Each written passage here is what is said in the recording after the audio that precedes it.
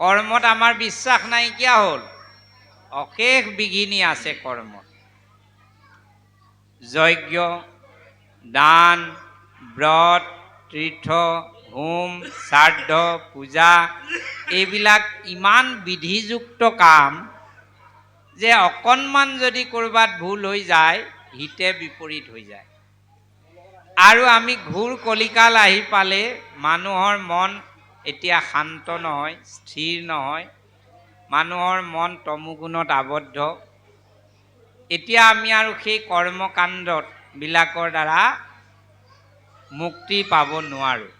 আৰু আমালৈকে চোৱা, আমি 1000 বছৰ জোৰাই যজ্ঞ কৰি আহি আছোঁ। যজ্ঞই ধোঁৱাই আমাক কলা কৰি দিছে, কিন্তু আমি মনত শান্তি পোৱা নাই, জগতৰ লোকসকলৰ পৰিৱৰ্তন হোৱা দেখা নাই। গতিকে হোম ধূমে ধূম্ৰ কৰিলোঁ শৰীৰ, পাইলোঁ মাত্ৰ মহাক্লেশ।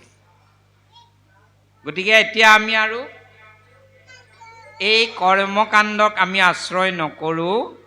পিয়ায়ো কৃষ্ণৰ পাদ পদ্ম মধু, কৃষ্ণৰ চৰণৰ পংকজৰ মধু আমাক পাণ কৰোৱা, কৃষ্ণ কথা শুনোৱা। কৃষ্ণ কথা শুনিলে প্ৰথম কি হয়, ঋষিসকলে কৈছে পাতক হৌক নিৰ্মূল। অলপ প্ৰথমতে মই কৈছিলোঁ কৃষ্ণ কথা আমাক শুনিব নিদিয়ে কলিয়ে, কি কাৰণে আমাৰ দেহৰ লগত অনেক জন্মৰ পাপ লগ হৈ আছে। গতিকে সেই পাপবিলাকে আমাক কৃষ্ণ কথা শুনিব নিদিয়ে। মহাপুৰুষ শংকৰদেৱে কীৰ্তনত তাক বৰ ধুনীয়াকৈ লিখিছে। অপাপীজনে হৰিনো সুমৰে, পাপ চিতে পাতকে মুখত চাপি ধৰে। অ ৰাম আনে সুমৰন্তে শুনি মৰে, সুমৰন্তে শুনি মৰে, পাপ চিত্তে উচ বিচ কৰে। পাপীজনে হৰি স্মৰণ কৰিব নোৱাৰে। কি কাৰণে? অনেক জন্মৰ পাতকে তেওঁ মুখখন হেনো চেপা মাৰি ধৰে। হয়, আমাৰ ল'ৰা ছোৱালীক আমি ঘৰলৈ মানুহ আহিলে ৰাম কৃষ্ণ ক'বলৈ বেয়া পাওঁ। মানুহ এজনক, ভকত এজনক দেখিলে কৃষ্ণ বুলি ক'বলৈও আমাৰ লাজ লাগে। আৰু বহুতেতো কৃষ্ণ বুলি নমস্কাৰ কৰাটো আউটডেটেড বুলি ভাবে। তেনেকুৱাকৈ আমাৰ সন্তানসকলকো আমি শিকাওঁ। এইটো আমাৰ অনেক জন্মৰ পাপৰ ফল। মুখখনত চেপা মাৰি ধৰে। আৰু আনে যদি কৃষ্ণ বুলি কৈছে তেতিয়াও আমাৰ উচপিচ লাগি যায়। এইটো বৰ ৰাম ৰাম কৃষ্ণ কৃষ্ণ। পাপ চিত্তে উচ, তাৰ পৰা কেনেকৈ আঁতৰো সেইটো চিন্তা আহি যায়। এজন ভকত আছিলে আমাৰ তাতে, শ্ৰীমন্ত শংকৰদেৱ সংঘত ঢুকাইছে। তেখেতৰ কাহিনী এটা কওঁ। তেওঁ ইমান ভাগৱত প্ৰেমী, কৃষ্ণ প্ৰেমী, এনেই থকাতকৈ অকল কৃষ্ণ কথা। তেওঁ ঘৰলৈ যদি মানুহ আহে গধূলি সময়ত, এতিয়া আহিছে কোনোবা, কথা নেপাতিলেও নহয়, লগে লগে তেওঁ কি কৰে বোলে, বাপ আহিলে যেতিয়া বহক, মই ঘোষাখন আনো, অকণমান কৃষ্ণ কথাকে পঢ়োঁ বুলি ঘোষাখন উলিয়াই লৈ আহে। ফলত যিজনৰ মন পাপ চিত্তৰে ভৰা তেওঁ উঠি গুচি যায়। ক'ত বাপ থাকক আৰু আজি দিয়ক, মোৰ অকণমান কাম আছে, কষ্ট হৈছে এইফালে। আৰু যদি কোনোজন সাধু পুৰুষ আহে অকণমান শুনে, তেওঁ নিজে সৰু এটা মোনাত সৰু এখন ৰহাল, এখন পুথি, এডাল মম, এটা জুইশলা লৈ ফুৰে। আৰু য'তে সুবিধা পায় যাৰে ঘৰলৈ যায় এইদৰে মানে কৃষ্ণ কথা শ্ৰৱণ কীৰ্তন কৰে। তেওঁৰ ওচৰলৈ গতিকে অসাধুসকল আহিবই নোৱাৰা হয়। এয়া কৃষ্ণ নামৰ প্ৰভাৱ। যিসকল পাতক লোক আছে তেওঁলোকে কৃষ্ণ কথা প্ৰথমতে শুনিব নোৱাৰে। যেতিয়া জোৰকৈ শুনিব, শুনাৰ পাছত লাহে লাহে পাতকবোৰ নামে প্ৰথমতে বজ্ৰ প্ৰহাৰ কৰিব, পাতকৰ পাহাৰ ভাঙি নাইকিয়া কৰি দিব। অলপ আগতে যে মই ক'লোঁ আমাৰ তাঁৰডাল কাৰ্বনবিলাক পাপৰূপী কাৰ্বনবোৰ নাইকিয়া কৰি দিলে। এইবাৰ কোনোবাই কৃষ্ণ বুলি ক'লে আমাৰ কাণখন থিয় হৈ যাব। এইবাৰ কৃষ্ণ নামটো শুনিবলৈ আমি ব্যাকুল হৈ পৰিম। পাপ নাশ হ'ব, পুণ্য হ'বলৈ আৰম্ভ কৰিব আৰু আমাক এটা সৎ ৰাস্তাত লৈ যাব। মহাদেৱ শংকৰ ভগৱন্তৰ একান্ত ভকত। তেওঁ সেইকাৰণে ৰাম শব্দ বাদেই ৰতেকে ৰা শব্দৰে আৰম্ভ হোৱা শব্দ শুনিলেই ৰৈ গৈছিল। ৰতেকে ৰা ৰা বুলি কওঁতে ইয়াৰ পিছত যদি মটো কয় ৰাম হ'ব। সেইকাৰণে বিষবজানত পাৰ্বতীক সহিতে গৈ থাকোঁতে তলত গৰখীয়া ল'ৰাবিলাকে ৰ ৰ বুলি গৰুবিলাকক ৰখাওঁতে তেওঁ বিষবজান ৰাখি দিছে। বোলে কিয় ৰাখিলা? বোলে এই ল'ৰাকেইটাই ৰ ৰ কৈছে যে ৰাম বুলি ক'ব চাগে, অলপ ৰৈ দিওঁচোন। একান্ত ভকতজনে কাৰণে ৰাম নাম অমৃত স্বৰূপ আৰু পাপীজনৰ কাৰণে বেজীৰ খোচৰ নিচিনা, ৰাম নাম ল'ব নোৱাৰোঁ। সেইকাৰণে খনক ঋষিয়ে সুদেৱক কৈছে যে তুমি আমাক কৃষ্ণ কথা শুনোৱা। কৃষ্ণ কথা শুনিলে আমাৰ অখণ্ড পাতক হৌক নিৰ্মূল, আমাৰ পাপবোৰ নিৰ্মূল হৈ যাওক।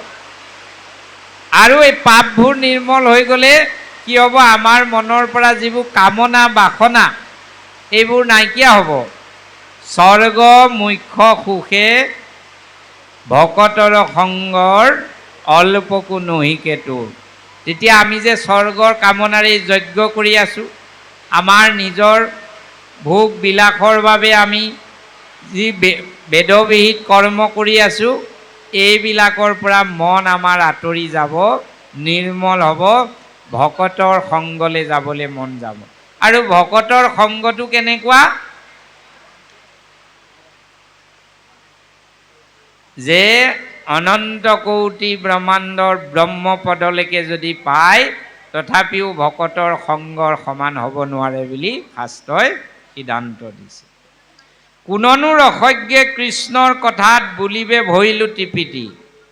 এতিয়া আমি বহুতে এতিয়া ভাবি লওঁ যে মই ডাঙৰ ভকত হৈ গ'লোঁ আৰু মই সকলো ভাগৱত মই 3 বাৰ পঢ়িলোঁ, চব মই কথা জানো, কৃষ্ণৰ নাম ল'ব জানো, কেনেকৈ ল'ব লাগে তাকো জানো। হয় হয়, এইবোৰ কথা আপুনি কৈ থকাবোৰ মই চব জানো। বোলে যিটো বোলে জানো প্ৰভু নেজানে তোমাক। যি জানো বুলি কৈছে ই একো নেজানে। কৃষ্ণৰ কথাত এনে এটা গুণ আছে, আনবিলাক ৰস আপুনি পান কৰি থাকিলে এটা সময়ত আমনি লাগি যাব। আপোনাক যদি ৰসগোল্লা খাই ভাল পায়, 1টা দিলোঁ, 2টা দিলোঁ, 10টা দিলোঁ, আৰু পিছত নোৱাৰোঁ আপুনি উঠি দিব। আপুনি নাচ গান চাই ভাল পায়, এদিন চাব, 2 দিন চাব, 1 ঘণ্টা চাব, 2 ঘণ্টা চাব, 5 ঘণ্টা চাব, তাৰপিছত বোলে থাওক আৰু আজি নোৱাৰোঁ, ৰস শেষ হৈ যায়। পৃথিৱীত এনে ৰস নাই যিটো ৰস স্বাদন কৰি শেষ কৰিব নোৱাৰি। এটা মাত্ৰ আছে, সেইটো আকৌ অদ্ভুত ৰস, নাম ৰস। সেইটো ৰস কেনেকুৱা? শুনন্তে শুনন্তে প্ৰীতি বাঢ়ে আতি। যিমান শুনিব সিমানে ৰস বাঢ়ি গৈ থাকে আৰু ভক্তিটো কি হৈ গৈ থাকে? ৰসময় হৈ থাকে। ৰসময় ভক্তিলে পৰিৱৰ্তন হৈ যায়, ৰস বাঢ়ি থাকে, ৰস শেষ হ'ব নোৱাৰে। সেইকাৰণে সুতক সনক আদি ঋষিসকলে ক'লে যে তোমাৰ দৰে ভকতৰ সংগ পালোঁ যেতিয়া, এতিয়া আৰু আমাৰ চিন্তা নাই, কৃষ্ণৰ কথাত আমি জানোৱে অলপ অলপ, কিন্তু ৰসজ্ঞজনৰ পৰা আমি ৰস পান কৰিব বিচাৰিছোঁ। তুমি আমাক ৰসজ্ঞ ভাগৱত বক্তা, তুমি আমাক কৃষ্ণ কথা পান কৰোৱা, আৰু এই কৃষ্ণ কথা পানৰ ৰস আমাৰ কেতিয়াও শেষ নহয়, আৰু শুনিম আৰু শুনিম এনেকুৱা লাগি থাকিব। আৰু এই ৰস ব্ৰহ্মা পশুপতি মানে শিৱ নপাৱন্ত যাৰ গুণ গায়া নীতি, হেন জানি সুত কৃষ্ণ কথাত ভকত তুমি সাক্ষাৎ, কৃষ্ণৰ নিৰ্মল চৰিত্ৰসকল কহিও সবে আমাক। মই অলপ আগতে কৈছিলোঁ কাৰ মুখে শুনিব লাগে? ভকতজনৰ মুখে। এইখন শাস্ত্ৰ এক কৃষ্ণদেৱৰ শাস্ত্ৰ। গতিকে এই শাস্ত্ৰ শুনিবলৈ, শুনাবলৈ, ইয়াৰ ৰস সাধন কৰিবলৈ হ'লে কৃষ্ণত একশৰণ হ'বই লাগিব। শাস্ত্ৰত লিখিছে কলিকালত ভগৱন্তই কৃপা কৰি হৰিনামত একো বিধি নেৰাখিলে, মাত্ৰ যেন তেন মতে কৃষ্ণ নাম ল'লে হয়, কিন্তু এটা মাত্ৰ চৰ্ত ৰাখি থৈ গ'ল, ভূয়াই এক শৰণ কৃষ্ণক যিটো ভজৈ, শিখিজনে জানা আৰু যাতনাটোন মজৈ। এক শৰণ হ'ব লাগিব। যদি এক শৰণ হোৱা নাই, তেনেজনে কৃষ্ণ কথা হাজাৰ মুখে কৈ থাকিলেও তেওঁৰ পৰা শুনিলে আমাৰ কাৰোৰে কল্যাণ নহ'ব। প্ৰাথমিক চৰ্ত এক শৰণ, এক কৃষ্ণদেৱত শৰণ হ'ব লাগিব। কলিকালত নাম লোৱাৰ এটাই মাত্ৰ চৰ্ত, এক শৰণ হ'ব লাগে আৰু নাম ল'ব লাগে। অৱশ্যে এক শৰণ নোহোৱাকৈও যদি আপুনি নাম লয়, সেই নাম অথলে নাযায়।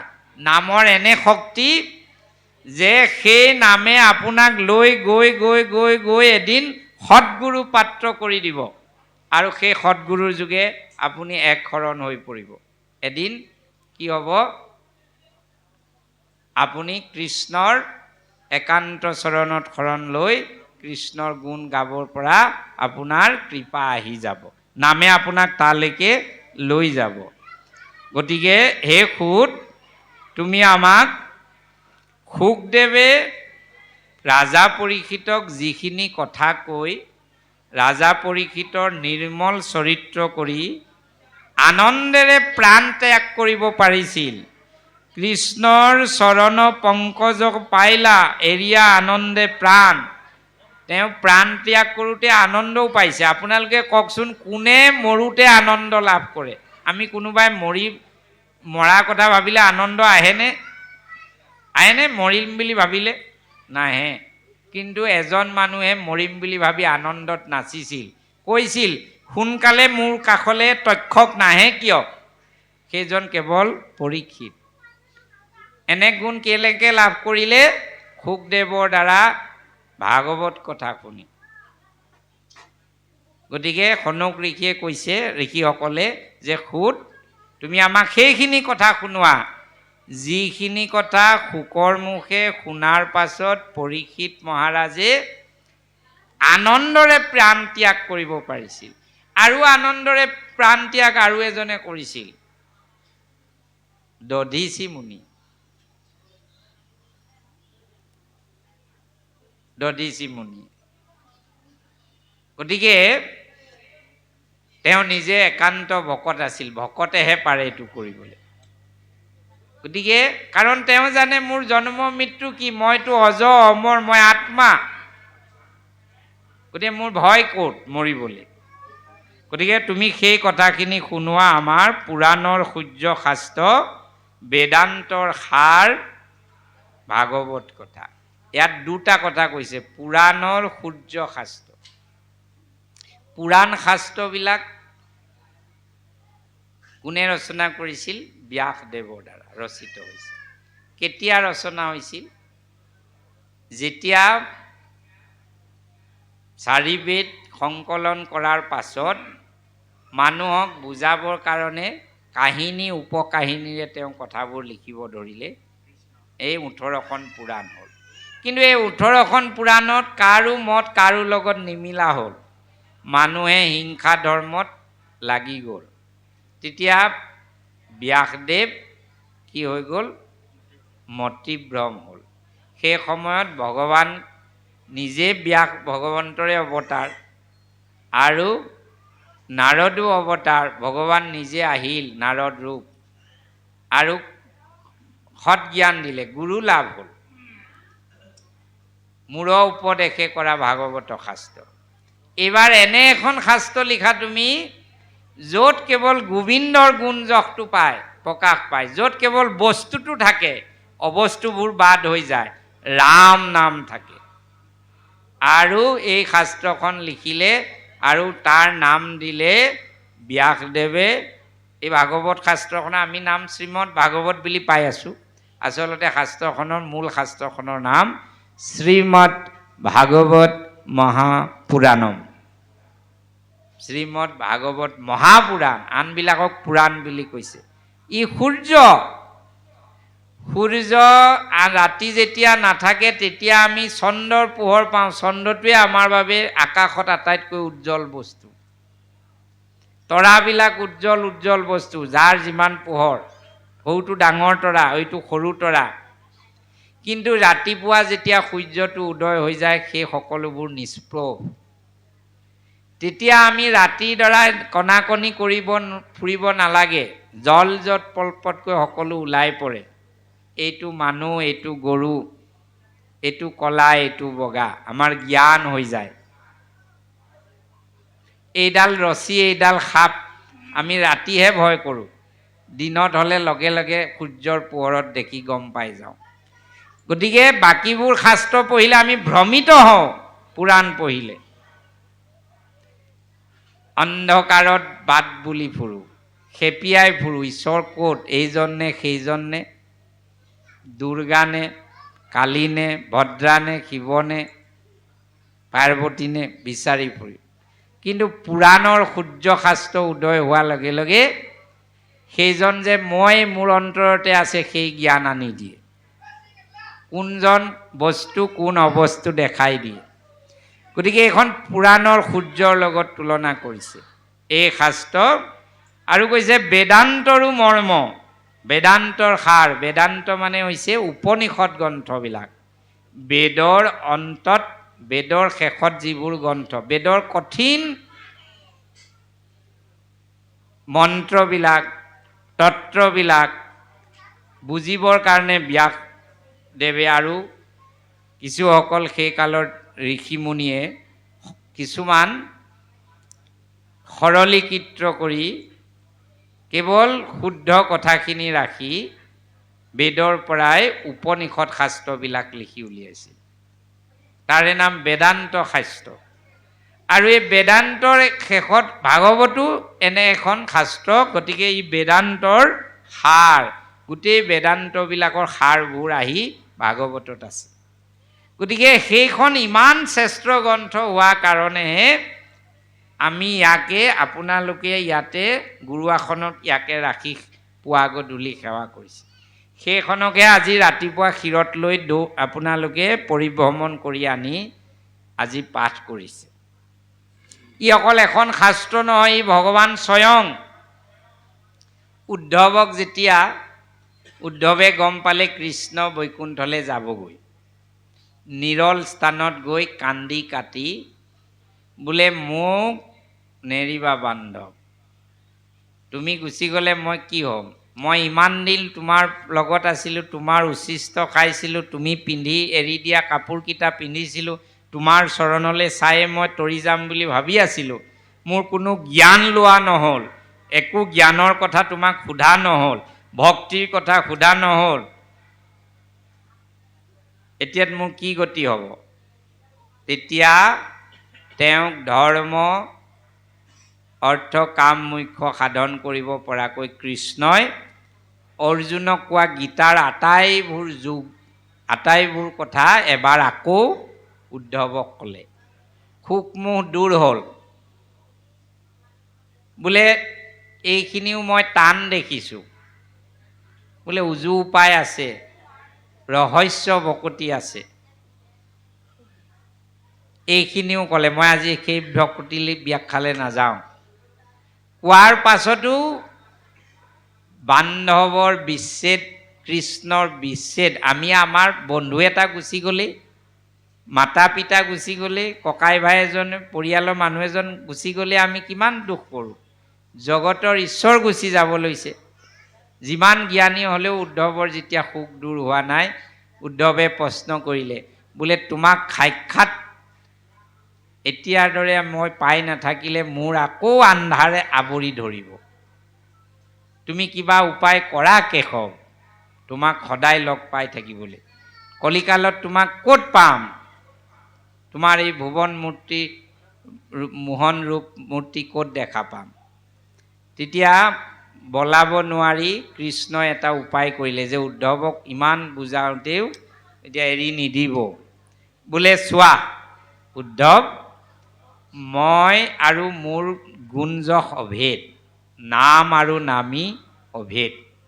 যেই নাম সেই কৃষ্ণ, জানানিষ্ট কৰি আপোনাৰ নামৰ সংগ নচাৰন্ত হৰি। মই নামৰ লগতে থাকোঁ আৰু ভাগৱত শাস্ত্ৰখনে মোৰে গুণজক, মই তাতে থাকিম। তুমি ভাগৱতকে আশ্ৰয় ল'বা। তথাপি তেওঁ মনৰ সংশয় যোৱা নাই। থেহু গেহু কৰি থকা দেখি কৃষ্ণই এইবাৰ এটা আচৰিত কাম কৰিলে। শংখ চক্ৰ গদা পদ্মলৈ চতুৰ্ভুজ ৰূপ লৈ বোলে চোৱা উদ্ধৱ, আজিৰ পৰা মই ভাগৱততে প্ৰৱেশ কৰিলোঁ আৰু ভাগৱততে থাকিম। এই বুলি ভাগৱত শাস্ত্ৰত সোমাই অন্তত ধ্যান হৈ গ'ল। অৰ্জুনে, উদ্ধৱে ভাগৱতখন বুকুত বান্ধি গুচি আহিল। সেয়েহে ইমান আদৰ সূৰ্য শাস্ত্ৰ। কিন্তু আমি আজি এইখন সন্মুখত মেলি লৰা ধেমালি কৰি থাকোঁ। এয়া স্বয়ং ভগৱান। সেইকাৰণে পাঠকসকলে পাঠ আৰম্ভ কৰোঁতে ভাগৱত মূৰ্তি বুলি এটা শ্লোক গায়। প্ৰথম দ্বিতীয় স্কন্ধে চৰণ দুতয়, তৃতীয় চতুৰ্থে যাৰ হুৱে অৰুণয়। অনাভিলেখে পঞ্চম ষষ্ঠে বৈষস্থল, সপ্তমে অষ্টমে কৰ কমল যুগল। কণ্ঠ দেখে নৱম দশমে যাৰ তুণ্ড, একাদশে ললাট দ্বাদশে ভৈল মুণ্ড। হেন ভাগৱত মূৰ্তি আতি মনোহৰ, তমালখ দীৰ্ঘ বৰ্ণ শ্যাম কলে বৰ। ভাগৱত মূৰ্তি, ভাগৱতী ভগৱন্তৰ মূৰ্তি। এইখন শাস্ত্ৰৰ দৰ্শন মাত্ৰে, পাঠ কৰিলে বেলেগেই, শুনিলে বেলেগেই। কোনোবাই যদি দৰ্শনো কৰিছে, দূৰৰ পৰা দেখিছে, তেনে মুকুতিৰ পাত্ৰ হৈ যায়, ভৱ তৰিবাৰ সমান পুণ্য লভি যায়। গতিকে এই শাস্ত্ৰত কিন্তু আমি বিশ্বাস কৰিব লাগিব। এই শাস্ত্ৰই যি কৈছে তাক কৰিব লাগিব, যি কৰিব নাই কোৱা তাক নকৰিব লাগিব। যেনেকৈ কৰিব কৈছে তেনেকৈ কৰিব লাগিব, তেতিয়াহে আমি ইয়াৰ ফলটো পাম। আম গছজোপা ৰুই লৈ আপোনালোকে আমটো নেখায়, আমৰ শিপাডাল চোবাই থাকিলে, ডালটো চোবাই থাকিলে, পাত ফুল কলি চোবাই থাকিলে সোৱাদ নাপায়। খাব লাগিব আম। আৰু ইয়াৰ আমটো কি, ইয়াৰ ফলটো কি? বৈকুণ্ঠৰ কল্পতৰু ভাগৱত শাস্ত্ৰ, ইহাৰ উত্তম ফল হৰি নাম মাত্ৰ। এতিয়া আমি ফলটো খাইছোনে নাই? ভাগৱত পঢ়ি শেষ কৰি দিছোঁ, মুখে ৰাম বুলি আহেনে নাই? ৰাম নাম লৈছোনে নাই? যদি লোৱা নাই, অহা নাই, মই পাঠকসকলক বেলেগ ঠাইত মই ধেমালি কৰি কওঁ, বোলে এইজনৰ পাঠ পঢ়ি এতিয়া যাব নহয়, এওঁৰ লগত ভাগৱত কিমান গৈছে প্ৰমাণ এটা কৰিব লাগিব।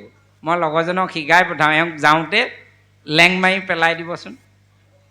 তেতিয়া পেলাই দিলে তেওঁ মুখৰ পৰা উহ ৰাম বুলি বা উহ কৃষ্ণ বুলি ওলায়নে?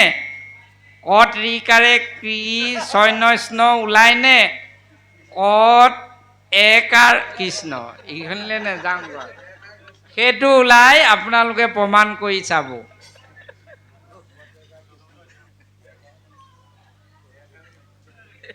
কথাটো সেইটোৱে।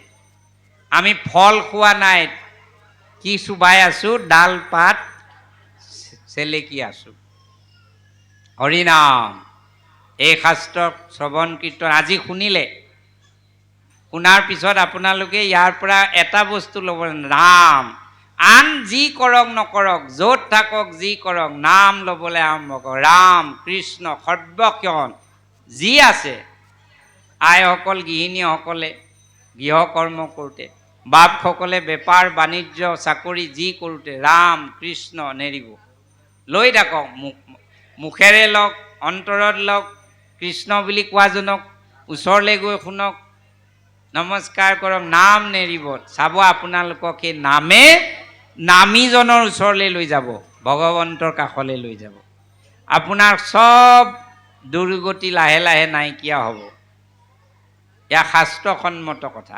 আৰু যদি বিশ্বাস নাই, তেতিয়া এখন উলিয়াই এনেকৈ পঢ়ি থকা দৰকাৰ নাই।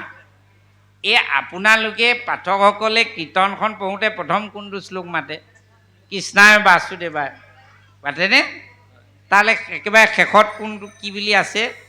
মুকং কৰোতি ৱাচালং পংগু লংঘয়তে গিৰিম য়ৎকৃপাতমহং বন্দে পৰমানন্দ মাধৱ মাধৱ। অৰ্থটো কি কৈছে? য়ৎকৃপা, তোমাৰ কৃপা হ'লে, তাৰমানে কৃষ্ণৰ কৃপা হ'লে, মুকং কৰোতি ৱাচল, যি মুখেৰে মাতিব নোৱাৰে বুবা, সি ফৰফৰকে ৱাচালং মানে শ্লোকবিলাকে স্তুতি গাব পাৰে ভগৱন্তৰ। আপোনালোকৰ ইয়াত বুবা মানুহ আছে নেকি কোনোবা? সেইজনে কেতিয়াবা ভগৱন্তৰ স্তুতি কৰিব পাৰিবনে? শ্লোক গাব পাৰিবনে? কৃষ্ণৰ কৃপা হ'লে পাৰে বুলি কৈছে। পাৰিব লাগিব। তেওঁ যদি কৃষ্ণৰ কৃপা হয় পাৰিবই। এনে এজনক মই দেখাই দিব পাৰোঁ, আপোনালোকে গ'লে দেখিব। কলিয়াবৰত একশৰণ ভাগৱতী সমাজৰ পালনাম স্থান আৰু কেন্দ্ৰ আছে। এজন তাতে মানুহ পাব, তাৰ নাম বেঙা ভকত, মানে মুখেৰে মাতিব নোৱাৰি কৈছে। নাম লওঁতে লওঁতে লওঁতে লওঁতে এতিয়া সি তাৰ নাম গৰীয়া প্ৰসংগ কৰি থাকে। আপোনালোকে গৈ তেওঁক সুধি আহিব হয়নে নহয়। বাকী কথা বৰ স্পষ্টকৈ ক'ব নোৱাৰে, কিন্তু প্ৰসংগ সম্পূৰ্ণ স্পষ্ট। এয়া নামৰ বিশ্বাস, এয়া নামৰ বিশ্বাস, নামে কৰা কাম। সেই শ্লোকটোত সেইকাৰণে কৈছে যে মুকয়ো বুবায়ো ভগৱত স্তুতি কৰিব পাৰিব।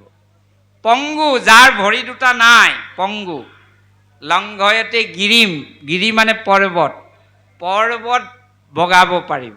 পাৰিবনে ভৰি নোহোৱা মানুহকেইটাই? কিন্তু বিশ্বাস, কথাটো তাত কেলৈ লিখিল যে আপোনাৰ যদি সিমানখিনি বিশ্বাস নাই, তেতিয়াহ'লে সেইটো পাত লুটিয়াই জয় হৰি গোবিন্দলৈ নাযাব আৰু তাতে সামৰিব। যদি বিশ্বাস নাই, যদি আছে তেতিয়া আপুনি কিন্তু তাত গোবিন্দক পাব, তেতিয়াহে কাম দিব। যদি নাই, সেইটো পাততে বোলে সম্ভৱ নহয়, বাদ দিব। তাতে অহৰি অৰাম কৰি জলপান উলিয়াব ক'ব। বুজি পাইছে? গতিকে এই বস্তুটো ভাগৱতখনৰ 18,000 শ্লোক আছে। মহাপুৰুষ শংকৰদেৱে লিখিছে ভাগৱততে কি বুলি? ভাগৱত শাস্ত্ৰে শ্লোক 18,000 সমস্তৰে মুখ্য মাত্ৰ হৰি নাম সাৰ। 18,000 শ্লোকৰ প্ৰত্যেকটো শ্লোকৰে সাৰ বস্তু হৈছে ৰাম ৰাম ৰাম, নাম। কেৱল নামটো ক'বলৈ গৈয়ে এই 18,000 শ্লোকে বেলেগ বেলেগ কথা কৈ আছে। চবৰে সাৰ হৈছে ৰাম।